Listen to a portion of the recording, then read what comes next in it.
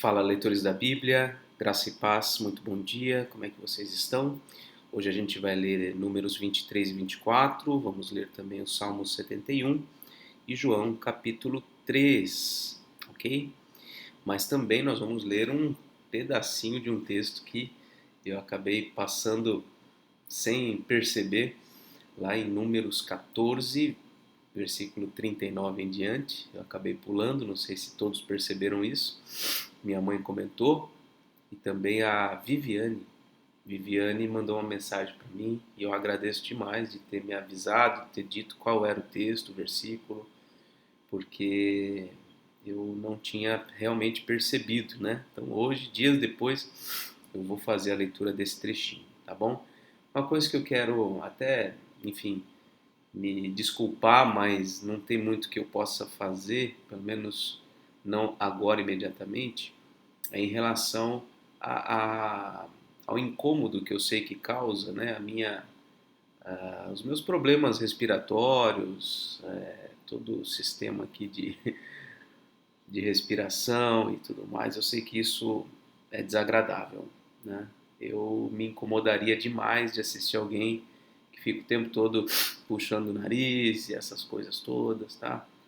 Eu estou já há bastante tempo sem consultar um pneumologista para fazer exames da asma que eu tenho, né? Eu preciso voltar nele e, inclusive, verificar a possibilidade de algum remédio, alguma coisa que me ajude nessa questão também. Todo dia de manhã eu acabo estando dessa maneira. Ao longo do dia eu vou melhorando, graças a Deus, mas de manhã é sempre mais difícil. E ainda mais nesse calor, preciso sempre de ventilador e o ventilador acaba piorando toda essa situação. Então, é só um disclaimer, tá bom? Mas vamos orar. Senhor nosso Deus, obrigado, Pai, por mais um dia na Tua presença. Pedimos Tua bênção, ó Deus, na hora que vamos ler e meditar na Tua palavra, Senhor. Instrui, transforma a nossa vida, Pai. E ajuda a mim e aos meus irmãos a nos mantermos firmes na leitura da Tua palavra. Em nome de Jesus. Amém. Bom, vamos aqui a Números 14, 39.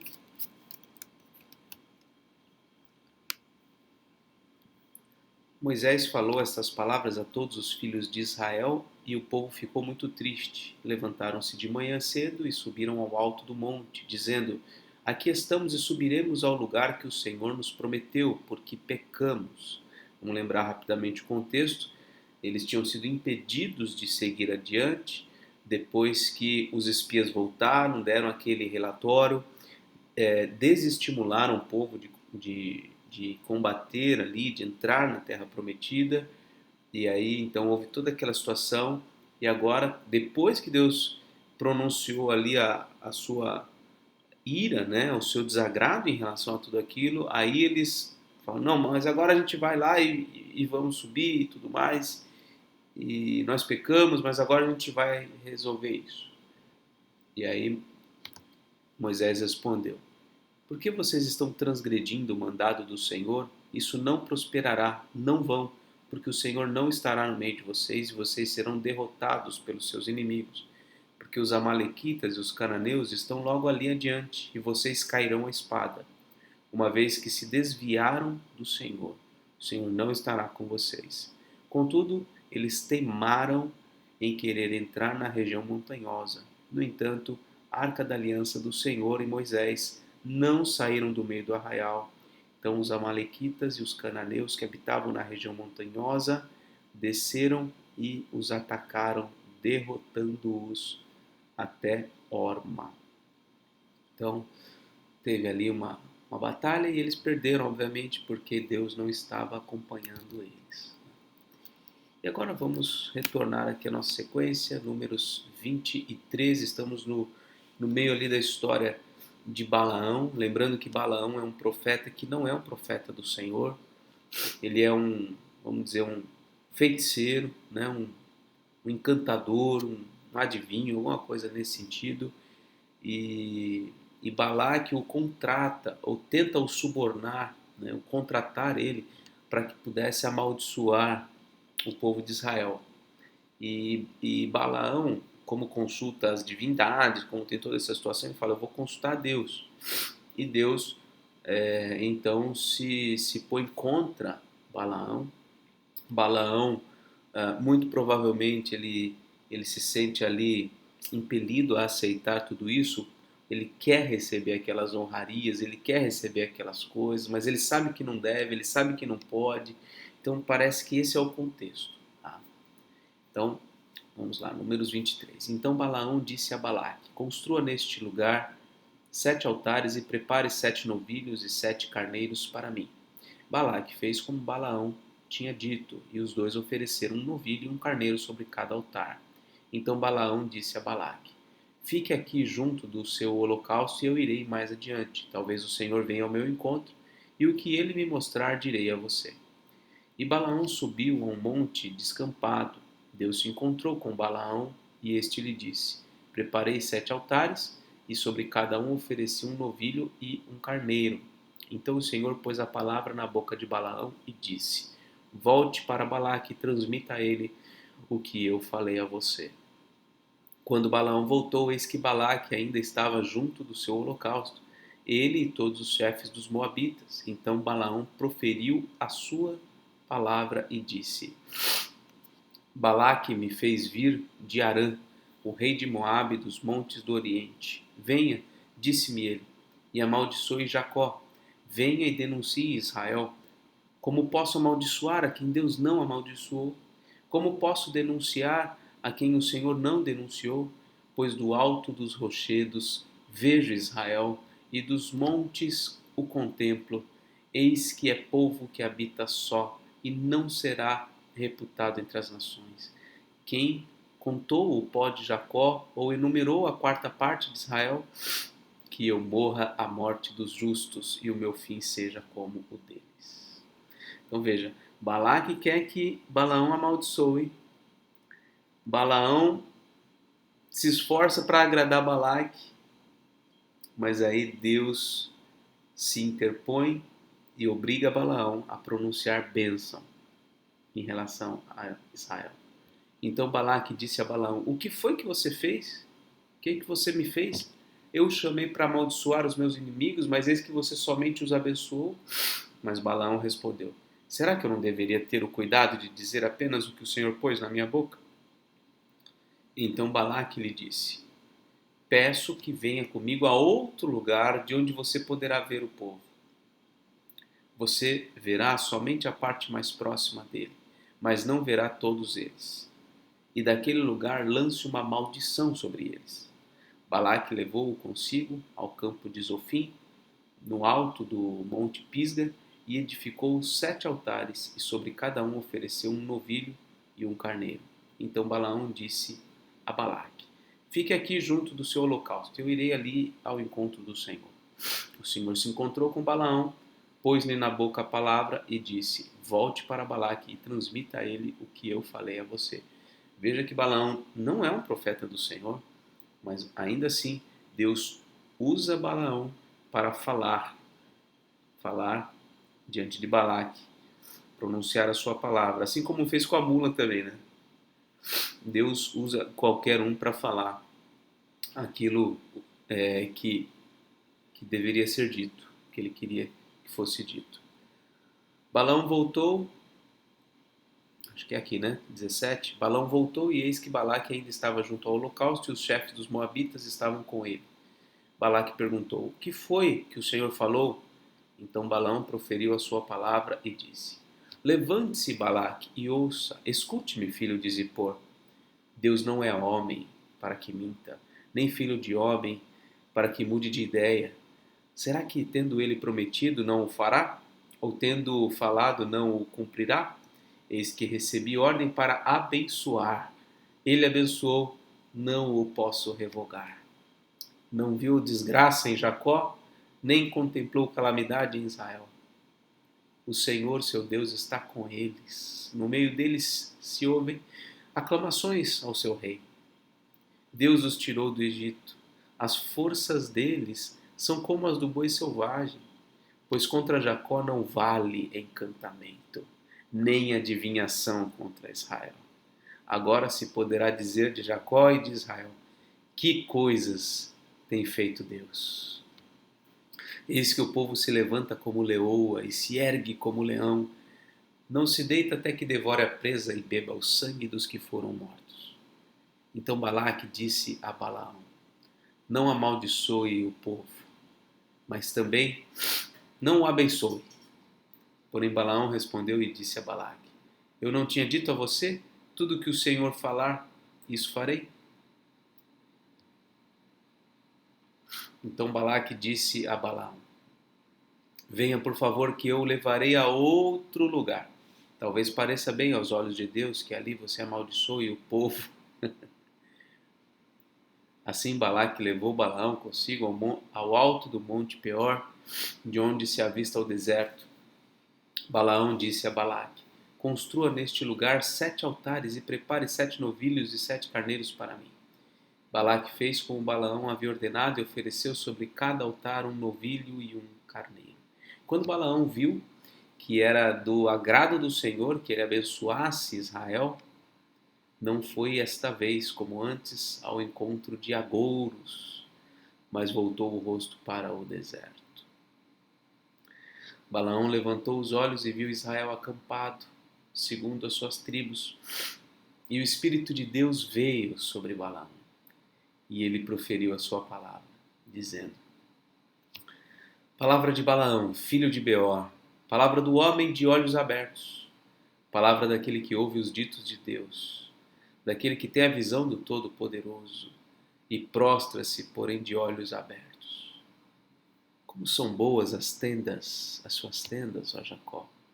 Como são boas as suas moradas, ó Israel. São como vales que se estendem como jardins à beira dos rios, como árvores de sândalo que o Senhor plantou, como cedros junto às águas. Águas manarão de seus baldes, e as suas sementeiras terão águas abundantes. O seu rei se levantará mais do que Agag, e o seu reino será exaltado. Deus tirou do Egito o povo de Israel, cujas forças são como as do boi selvagem. Consumirá as nações inimigas, e quebrará seus ossos, e com as suas flechas os atravessará. Israel abaixou-se, deitou-se como leoa, e como leoa, quem? Versículo 9. Israel abaixou-se, deitou-se como leão e como leoa. Quem o despertará? Benditos os que abençoarem você, e malditos os que amaldiçoarem você.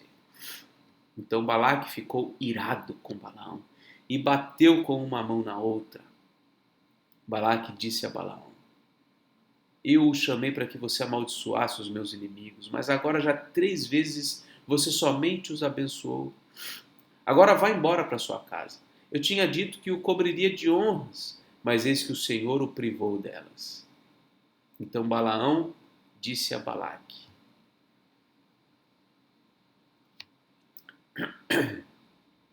não é verdade que eu também tinha dito aos mensageiros que você me enviou, que mesmo que você me desse a sua casa cheia de prata e de ouro, eu não poderia transgredir o mandado do Senhor, fazendo bem ou mal por minha própria iniciativa? E não é verdade que eu disse que falaria apenas o que o Senhor me dissesse? Agora eis que volto ao meu povo, mas antes disso, venha, pois quero avisá-lo do que este povo fará ao seu povo nos últimos dias. Então Balaão proferiu a sua palavra e disse: palavra de Balaão, filho de Beor, palavra do homem de olhos abertos, palavra daquele que ouve os ditos de Deus e tem o conhecimento do Altíssimo, daquele que tem a visão do Todo-Poderoso e prostra-se, porém, de olhos abertos. Eu o vejo, porém não agora. Eu o contemplo, mas não de perto. Uma estrela procederá de Jacó. De Israel subirá um cetro que ferirá as têmporas de Moabe e destruirá todos os filhos de Sete. Edom será uma propriedade. Seir, que é inimigo dele, também será uma propriedade. Mas Israel fará proezas. De Jacó sairá o dominador, ele exterminará os que restam das cidades. De quem Balaão está falando? Quem é a estrela de Jacó? Quem é o cetro que subirá de Israel? Quem é o dominador que sairá de Jacó? Certamente, Balaão se refere aqui desse que ele está vendo bem de longe, não agora. Ele está se referindo certamente a Cristo Jesus, o dominador, o rei dos reis, o Senhor dos senhores. Balaão viu Amaleque, proferiu a sua palavra e disse: Amaleque é o primeiro das nações, porém o seu fim será destruição. Viu os queneus, proferiu a sua palavra e disse: a sua habitação está segura e você pôs o seu ninho na rocha. Todavia o queneu será consumido até que Assur leve você cativo. Balaão proferiu ainda a sua palavra e disse: ai, quem viverá quando Deus fizer isto? Homens virão da costa de Quitim em seus navios, afligirão Assur e Éber, e também eles mesmos perecerão. Depois Balaão se levantou e se foi, e voltou para a sua terra. Também Balaque se foi pelo seu caminho. Então nós vemos aqui Balaão pronunciando bênçãos a Israel e declarando a condenação dos inimigos de Israel. Algo que talvez não aconteceria ali tão rapidamente, mas que certamente, inevitavelmente, iria acontecer. Talvez essa revelação de Deus, uma revelação especial, né, a respeito dos seus planos futuros, que veio ali para esses povos, né, é possível que esses povos tenham tomado conhecimento. Né? E, de certa forma, a revelação da destruição dos inimigos de Deus é autoevidente. Talvez, de modo especial, ele também revele isso de algumas maneiras. O fato é que quando tudo isso acontecer, ninguém poderá reivindicar inocência. Ninguém poderá dizer, eu não sabia. Esse é o tempo oportuno de se buscar refúgio em Jesus Cristo. Em buscar se tornar um cidadão do reino de Deus, para sair livre desse tempo de destruição que virá sobre o mundo, que virá sobre as nações ímpias. Porque só haverá um povo que será livrado das mãos pesadas de um Deus santo, justo. E esse povo é o povo que se reúne pela fé em Cristo Jesus, em um só corpo, em um templo, em uma igreja, o corpo de Cristo. Bom, vamos agora ao Salmo 71. Súplicas de um ancião. Em ti, Senhor, me refugio. Não seja eu jamais envergonhado. Livra-me por tua justiça e resgata-me. Inclina-me os ouvidos e salva-me. Sê tu para mim uma rocha habitável, em que eu sempre possa me refugiar. Ordenaste que eu me salve, pois tu és a minha rocha e a minha fortaleza. Livra-me, Deus meu, das mãos do ímpio, das garras do homem injusto e cruel. Pois tu és a minha esperança, Senhor Deus, a minha confiança desde a minha mocidade. Em ti eu tenho me apoiado desde o meu nascimento. Tu me tiraste do ventre materno, a ti se dirige constantemente o meu louvor. Para muitos sou motivo de espanto, mas tu és o meu forte refúgio. Os meus lábios estão repletos do teu louvor, e a tua glória continuamente, e da tua glória continuamente. Não me rejeites na minha velhice, quando me faltarem as forças, não me desampares, pois os meus inimigos falam contra mim, e os que querem matar-me conspiram, dizendo, Deus o abandonou, persigam-no e prendam-no, pois não há quem o possa livrar. Ó Deus, não te ausentes de mim, Deus meu, apressa-te em me socorrer. Que sejam envergonhados e consumidos os que são adversários de minha alma. Cubram-se de vergonha e de vexame os que procuram o meu mal. Quanto a mim, esperarei sempre e te louvarei cada vez mais. A minha boca proclamará a tua justiça. O dia inteiro contarei os feitos da tua salvação, ainda que eu não saiba o seu número. Irei na força do Senhor Deus. Anunciarei a tua justiça, a tua somente. Tu me tens ensinado, ó Deus, desde a minha mocidade, e até agora tenho anunciado as tuas maravilhas. Não me desampares, ó Deus. Agora que estou velho e de cabelos brancos, até que eu tenha declarado à presente geração a tua força e às gerações vindouras o teu poder. A tua justiça, ó Deus, se eleva até aos céus. Grandes coisas tens feito, ó Deus. Quem é semelhante a ti? Tu que me tens feito ver muitas angústias e males, me restaurarás ainda a vida, e de novo me tirarás dos abismos da terra. Aumenta a minha grandeza e consola-me novamente. Eu também te louvo com a lira por tua verdade, ó Deus meu. Cantarei louvores a ti ao som da harpa, ó Santo de Israel. Os meus lábios exultarão quando eu cantar louvores a ti. Também exultará a minha alma que remiste. Igualmente, a minha língua celebrará a tua justiça todo o dia, pois estão envergonhados e confundidos os que procuram o meu mal. Salmo 71. E agora João 3. Aqui é a conversa de Jesus com Nicodemos. Havia entre os fariseus um homem chamado Nicodemos, um dos principais dos judeus. Este de noite foi até Jesus e lhe disse: Rabi, sabemos que o Senhor é mestre vindo da parte de Deus, porque ninguém pode fazer estes sinais que o Senhor faz, se Deus não estiver com ele. Então, ele vai visitar Jesus de noite, talvez para não ser identificado, para não cair na boca do povo que ele foi visitá-lo, ou não ficar mal com os seus pares. Ele fala Rabi, ou seja, mestre, né? Ele reconhece com esse título que Jesus é um mestre. Sabemos que é mestre vindo da parte de Deus, porque esses sinais ninguém faz se Deus não estiver com ele. E aí Jesus responde: em verdade lhe digo que se alguém não nascer de novo, não pode ver o reino de Deus. Essa conversa é muito importante para a gente entender esse ensino bíblico sobre o novo nascimento. Jesus se refere aqui ao novo nascimento, aquele que nasce, como diz lá em João 1, não nasce nem pela vontade da carne, nem pela vontade do homem, nem por nenhuma razão, senão pela vontade de Deus. Quem não nascer de novo não pode ver o reino de Deus. Nicodemos perguntou: como pode um homem nascer sendo velho?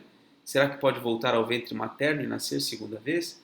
Veja que o entendimento dele está obstruído. Ele não consegue entender que Jesus não fala de um novo nascimento físico, mas de um novo nascimento espiritual. Jesus respondeu: em verdade lhe digo, quem não nascer da água e do Espírito não pode entrar no reino de Deus. O que é nascido da carne é carne, o que é nascido do Espírito é Espírito. Não fique admirado por eu dizer: vocês precisam nascer de novo. O vento sopra onde quer, você ouve o barulho que ele faz, mas não sabe de onde ele vem, nem para onde ele vai. Assim é todo que é nascido do Espírito. Ele fala que esse novo nascimento é da água e do Espírito. Um nascimento espiritual, um nascimento produzido pelo Espírito de Deus, um nascimento da água. Por que da água? A água, como eu já me referi anteriormente, muito provavelmente aqui no contexto do Evangelho de João, se refere à purificação. Ou seja, um novo nascimento para uma vida de pureza e de santidade. Isso acontece a partir da ação do Espírito Santo. É um novo nascimento que acontece na vida de quem o Espírito Santo quer. Porque o vento sopra onde quer. Você ouve, você percebe que ele está presente, você sabe que ele está ali cumprindo o seu caminho, mas você não sabe exatamente de onde ele vem, para onde ele vai.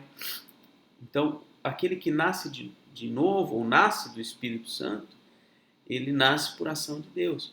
Aquele que é nascido da carne é carne, no sentido que nós temos nascido com a natureza humana, isso significa que nós somos pecadores. A nossa natureza é uma natureza carnal.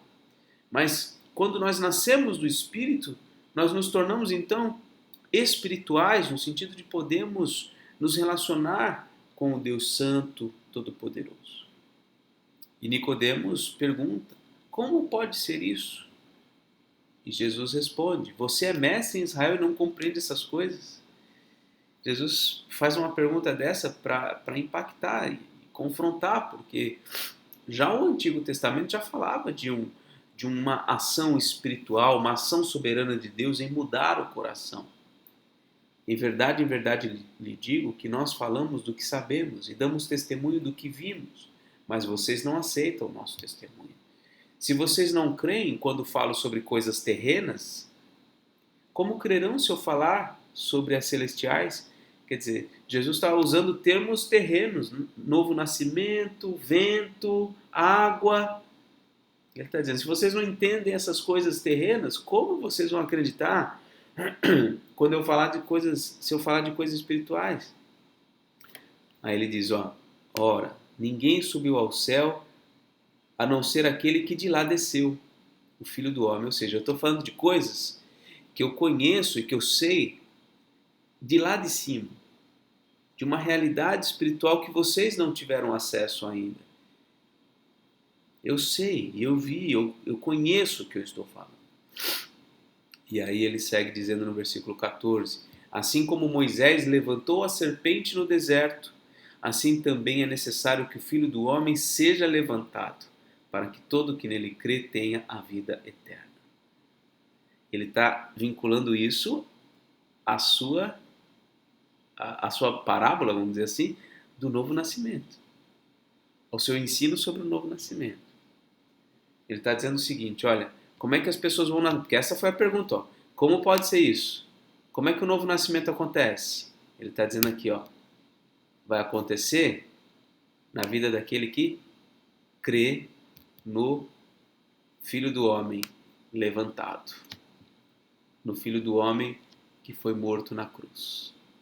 Lembra daquela história de Números, do livro de Números que a gente leu recentemente, que as serpentes venenosas mataram várias pessoas, infectavam as pessoas, e aí Deus manda Moisés criar uma serpente de bronze para que todos que olhassem para ela fossem curados. Então, aquilo ali prefigura a obra de Cristo, porque aqueles que olham para Cristo, para o Cristo crucificado e nele confiam, eles são curados. Eles recebem o que nesse contexto aqui de João 3 é o novo nascimento. Eles recebem o novo nascimento. Eles nascem de novo quando creem, quando confiam em Jesus Cristo. E essa não é uma obra feita pelo próprio homem. Ou seja, não faz sentido que eu diga para alguém, olha, você precisa nascer de novo, ou você precisa se esforçar para nascer de novo. Não, essa não é uma obra humana, essa é uma obra espiritual, ou seja, do Espírito. É o Espírito quem realiza isso. É o Espírito quem faz isso. É o Espírito quem faz o homem olhar para o Cristo levantado e nele crer. E aí vem o versículo mais conhecido das Escrituras, dentro desse diálogo de Jesus com Nicodemos. Ele diz, porque Deus amou o mundo de tal maneira que deu o seu Filho unigênito para que todo que nele crê não pereça, mas tenha vida eterna. É no contexto do novo nascimento, é no contexto do ensino de Jesus, de que uma obra espiritual é necessária para que o homem veja o reino de Deus. É no contexto em que Jesus está dizendo o Filho do Homem tem que ser levantado, as pessoas precisam crer. E crerão mediante a ação do Espírito Santo. É nesse contexto que Jesus diz que Deus amou o mundo de tal maneira que deu o seu Filho unigênito, para que todo que nele crê não pereça, mas tenha vida eterna. Veja, esse versículo aqui não está dizendo que todos são salvos. Esse versículo não está dizendo que todo o mundo, no sentido de todos os homens, sem distinção de ninguém, serão salvos. Bom, por que eu estou dizendo isso? Porque, veja, no contexto anterior está dizendo que haverá gente que vai nascer de novo. Vai nascer de novo por obra do Espírito Santo. Mas são todos que olham para Jesus Cristo e creem nele? Não, não são todos. Então, peraí, então o amor de Deus falhou? Quem foi que Deus amou então? Deus ama o mundo inteiro, todas as pessoas sem distinção, de modo salvífico, e entrega o seu Filho por todos. E todos então creem e são salvos? Não. Então a gente precisa ter clareza, buscar entender exatamente o que João está dizendo. E não é uma resposta simples. Eu não tenho aqui a resposta definitiva, segura, inequívoca do que esse versículo possa significar. O problema é que muita gente olha para esse versículo 16, e afirma categoricamente, né, que Jesus Cristo morreu por todos sem distinção. E a verdade é que a morte de Cristo foi para a salvação daqueles que o Espírito Santo vai mover o coração a crer nele e produzir um novo nascimento. Então, o amor de Deus sobre o mundo, né, não significa que todos vão ser salvos. Até porque também a palavra mundo não significa necessariamente a palavra mundo não significa necessariamente todos os homens e mulheres sem distinção. A palavra mundo pode ter vários significados. Olha, por exemplo, aqui para o versículo 17, ó, porque Deus enviou o seu Filho ao mundo. O que significa aqui? Mandou aqui para esse planeta, né? Talvez a gente possa interpretar dessa forma. Não para que condenasse o mundo, mas para que o mundo fosse salvo por ele. Qual é o mundo que é salvo? As pessoas que Deus escolheu para serem salvos, né?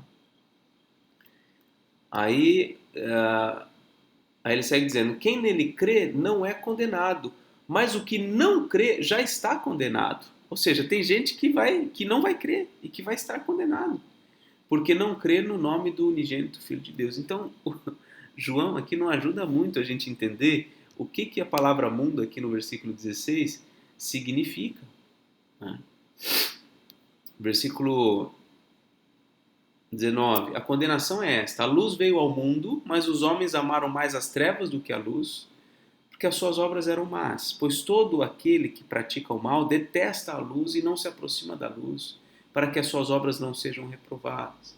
Quem pratica a verdade se aproxima da luz, para que as suas obras sejam manifestas, porque são feitas em Deus. Então, eu não vou aqui me estender mais do que isso, tá bom? Mas em resumo, a gente precisa ler todo esse trecho até o versículo 21 como um diálogo, uma sequência. A gente não pode pegar um versículo isolado. A gente tem que entender todo o contexto. O versículo 16 não está dizendo que todos serão salvos, tá? Ou que a eficácia da morte de Cristo é por todos, sem exceção. Tá bom? A gente está vendo que existe um povo específico, né, que viria a crer em Cristo para ser salvo. E estes que vêm à fé em Cristo, esses são movidos por uma ação sobrenatural do Espírito Santo. Tá bom? Vamos seguir? Depois disso, Jesus foi com seus discípulos para a terra da Judéia, ali permaneceu com eles e batizava.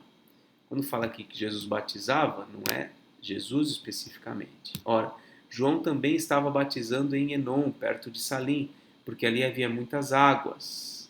E o povo se dirigia para lá e era batizado, pois João ainda não havia sido preso. Então surgiu uma discussão entre os discípulos de João e um judeu a respeito da purificação. E foram até João e lhe disseram: Mestre, aquele que estava com o Senhor no outro lado do Jordão, do qual o Senhor deu testemunho, está batizando, e todos vão até ele. E João respondeu: Ninguém pode receber coisa alguma se não lhe for dada do céu. Vocês mesmos são testemunhas de que eu disse: Eu não sou o Cristo, mas fui enviado como seu precursor. O que tem a noiva é o noivo. O amigo do noivo, que está presente e o escuta, se alegra muito por causa da voz do noivo, pois essa alegria já se cumpriu em mim. Convém que ele cresça e que eu diminua. Quem vem das alturas certamente está acima de todos. Quem vem da terra é terreno e fala da terra. Quem veio do céu está acima de todos e dá testemunho daquilo que viu e ouviu. Mas ninguém aceita o seu testemunho. Quem, porém, aceita o testemunho que ele dá, certifica que Deus é verdadeiro, pois aquele que Deus enviou fala as palavras de Deus, porque Deus não dá o Espírito por medida. O Pai ama o Filho e entregou todas as coisas nas mãos dele. Por isso, quem crê no Filho tem a vida eterna. Quem se mantém rebelde contra o Filho não verá a vida, mas sobre ele permanece a ira de Deus. Então esse capítulo 3, aliás, todo o Evangelho de João, existe uma camada mais superficial de significados, que é mais simples, acessível a todo mundo. Por isso que eu sempre recomendo, comece lendo a Bíblia por João. Mas se a gente for garimpar, tem muitas camadas profundas de significado, né, que a gente pode explorar. Muito bem, essa foi a leitura de hoje. Que Deus te abençoe, um forte abraço e até mais.